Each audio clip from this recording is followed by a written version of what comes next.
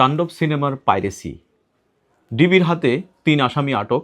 দৈনিক সংবাদপত্র পড়ছিলাম, একটি সংবাদে চোখ আটকে গেল।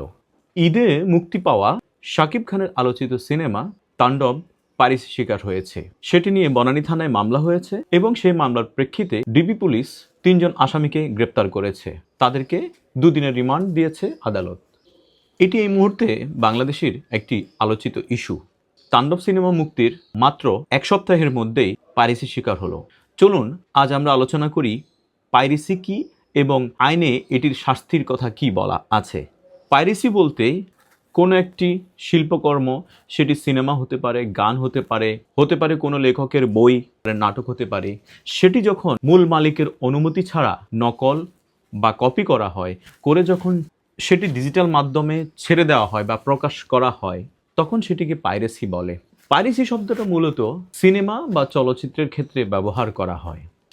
আমরা এর আগে দেখেছি ঈদ উল ফিতরে বরবাদ সিনেমাটিও পাইরেসি শিকার হয়েছিল।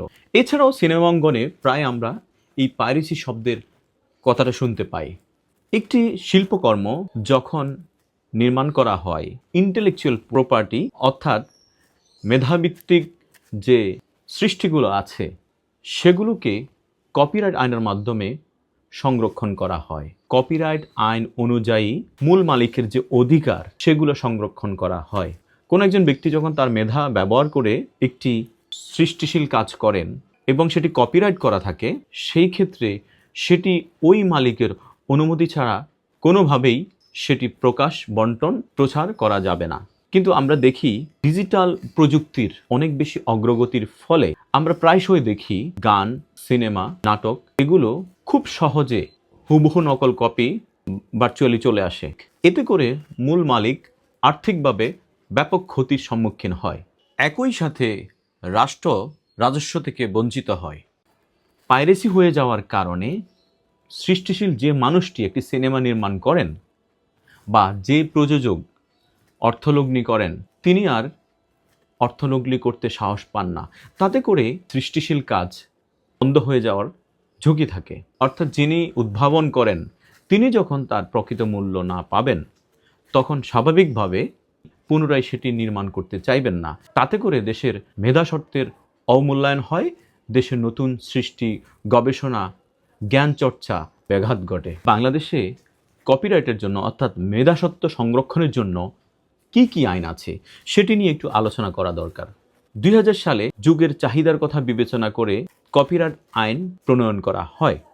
২০০০ সালের পরবর্তী সময়ে যেহেতু প্রযুক্তিগত অগ্রগতির কারণে ২০০৫ সালে এই আইনটি আবার সংশোধন করতে হলো। ইন্টারনেটের ব্যাপক প্রসার ঘটেছে, তাই ২০০০ সালের আইনটাকে রহিত বা স্থগিত করে কপিরাইট আইনটাকে যুগোপযোগী করে কপিরাইট আইন ২০২৩ প্রণয়ন এবং কার্যকর করা হয়, যেটির মাধ্যমে ইন্টারনেটে যে কপিরাইট অপরাধগুলো হয়, পাইরেসিগুলো হয়, সেগুলোকে আনা হয়েছে। এই আইনে শাস্তির ব্যাপারে কি কি বলা আছে চলুন আমরা সেটি দেখি। কপিরাইট আইন ২০২৩-এর ৮৫ নম্বর ধারায় স্পষ্টভাবে বলা আছে, কোনো ব্যক্তি যদি মূল মালিকের অনুমতি ব্যতীত কোনো সিনেমা হুবহু নকল বা পাইরেসি করে এবং সেটি কোনো মাধ্যমে প্রকাশ, প্রদর্শন, বিক্রয়, বিপণন করে, যার কারণে মূল মালিক ক্ষতিগ্রস্ত হয়, সেক্ষেত্রে ওই ব্যক্তি ৫ বছর পর্যন্ত কারাদণ্ড এবং ১০ লক্ষ টাকা পর্যন্ত অর্থদণ্ডে দণ্ডিত হইবেন।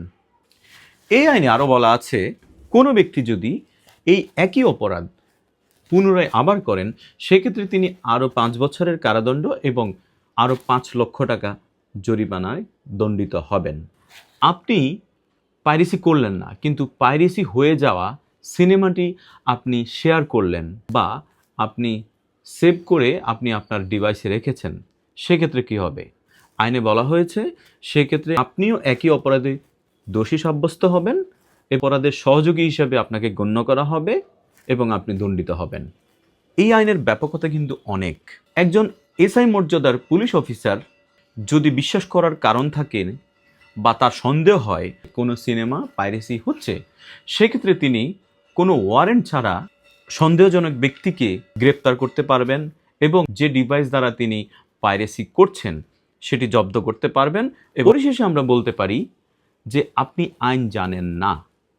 এটা বলে কখনো আপনি কোনো একটি অপরাধ ঘটে গেলে সেটার সাজা থেকে নিজেকে বাঁচাতে পারবেন না।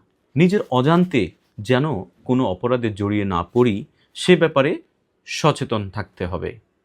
একটি পাইরেসি হয়ে যাওয়া কোনো ভিডিও, সিনেমা শেয়ার করে আপনি হয়ে যেতে পারেন অপরাধী।